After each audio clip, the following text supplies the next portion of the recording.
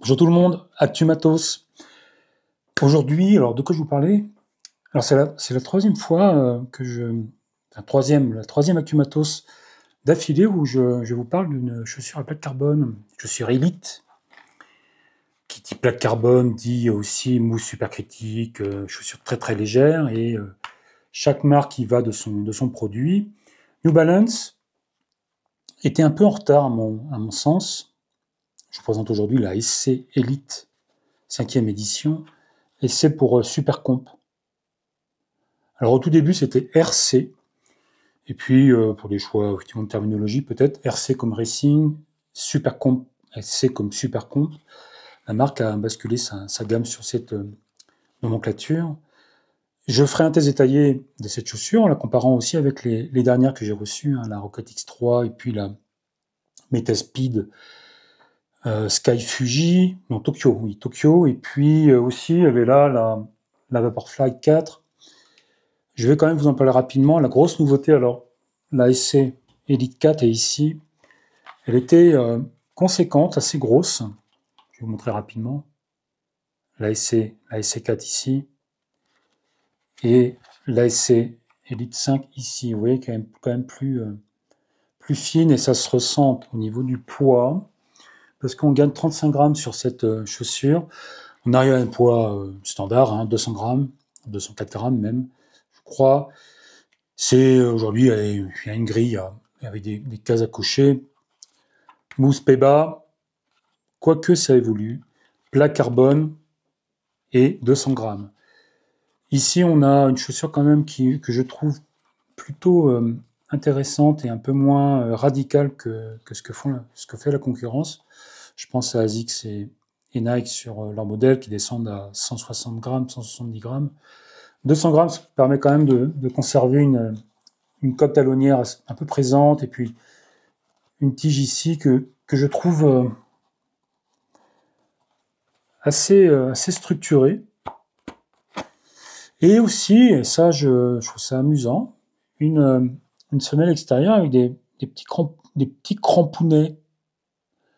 Alors j'irai pas courir dans les sentiers avec, mais quoique, faut voir ce que ça peut donner, parce que ouais, je pense que dans la terre ça peut fonctionner. Alors bon, évidemment non, hein, mais je m'amuse toujours à imaginer un jour où je prendrai le départ d'une course avec une chaussure comme celle-là, que j'aurais reshapé, ou sur lequel j'aurais collé une gomme Vibram, comme la marque propose. D'ailleurs, Vibram propose de ressembler des chaussures. Alors là-dessus, il faut voir, je suis pas sûr.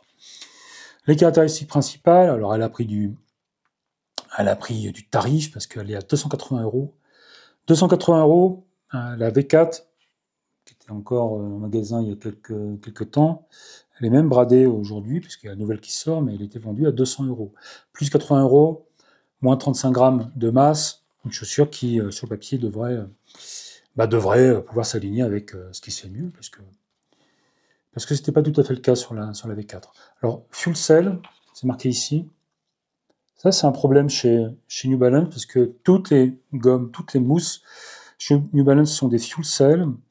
Ici, c'est des full Peba, mais historiquement, c'était un mix Peba-TPU. Et j'ai aussi, d'ailleurs, j'ai l'occasion de vous la présenter, je ne vais pas en parler dans le détail, je ne vais pas la tester, mais il y a la Rebelle, la Fuel Rebelle, qui est un mix Peba-EVA. Celle-là, elle ira en test pour Rodmag. Un de mes gars va s'en occuper. Je la trouve d'ailleurs même super intéressante, parce que la mousse est au moins presque aussi molle que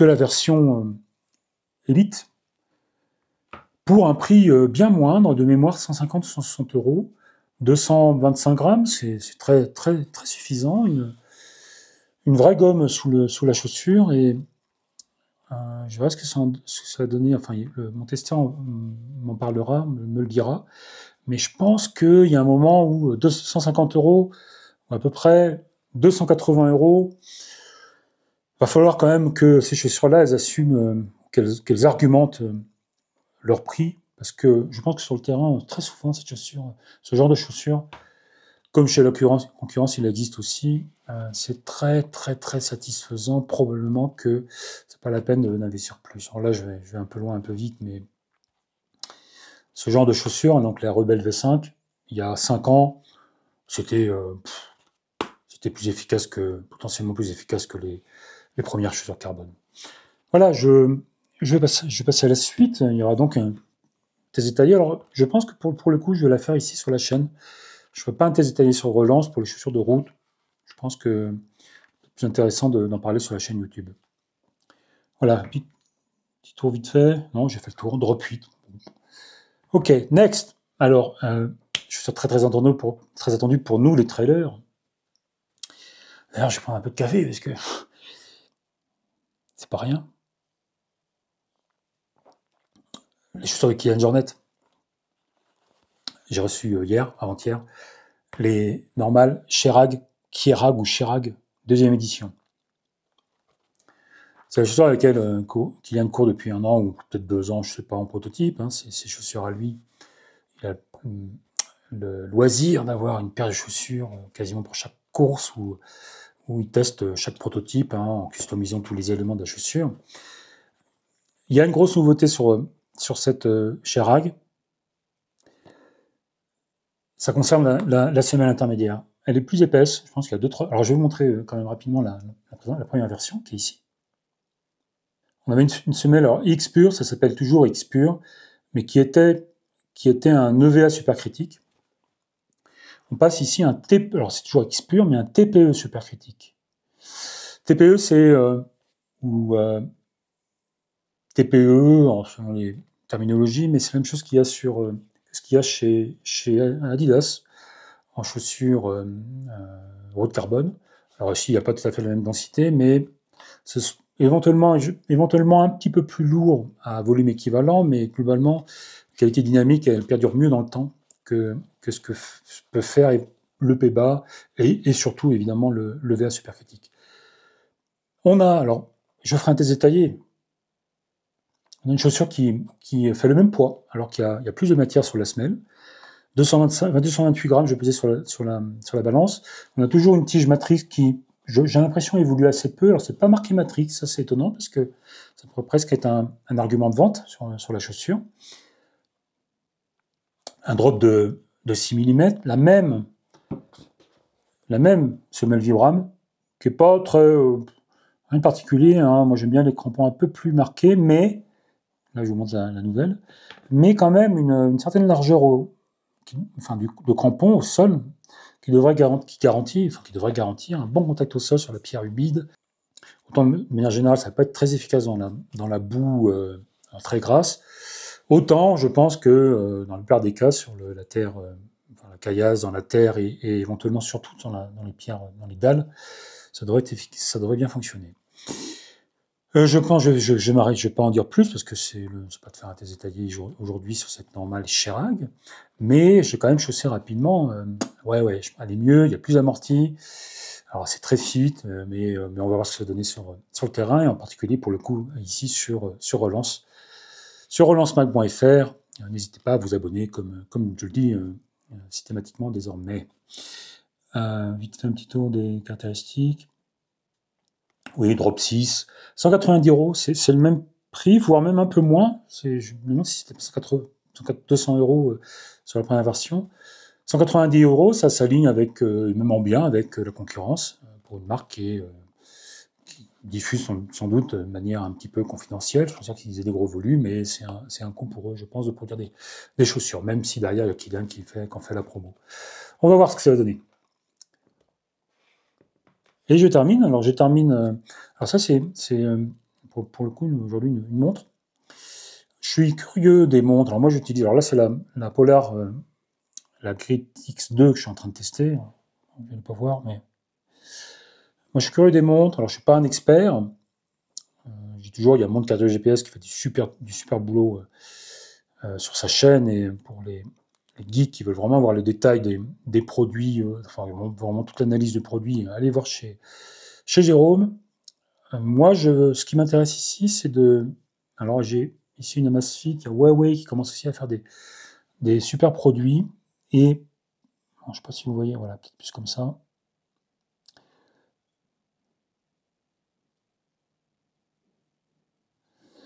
Des super produits parce que pour 300 €, on a Alors, Suunto, Polar a un peu de mal à baisser les prix, mais Suunto commence aussi à baisser les prix. Pas autant que ces Chinois qui proposent des produits. Au niveau des caractéristiques sur le papier, c'est équivalent au haut de gamme de chez Garmin, Suunto, Polar ou l'autre Coros, là. Mais un prix moindre, hein. Il y a sans doute des problématiques d'économie d'échelle, c'est des grosses machines, hein, Amazfit et Huawei. Et bah, je vais la tester. Je ferai une petite vidéo ici, je pense. Cette Amazfit Balance 2 qui propose de la carto, un super écran AMOLED avec du saphir, des haut-parleurs. Alors moi, là, j'en parle comme si je connaissais, mais avec la possibilité, comme sur toutes les montres connectées, de déclencher les appels ou d'envoyer des SMS en vocal.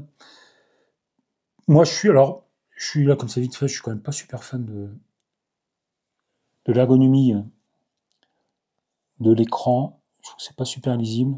Attends, je trouve un endroit où il n'y a pas de reflet. Les lettres, on ne les lit pas. Bon, ça, c'est du détail. Mais quand même, au quotidien, c'est important. J'ai un petit peu parcouru les différents écrans, les watch face que la montre propose dans sa boutique, enfin, que la marque propose dans la boutique, dans l'appli.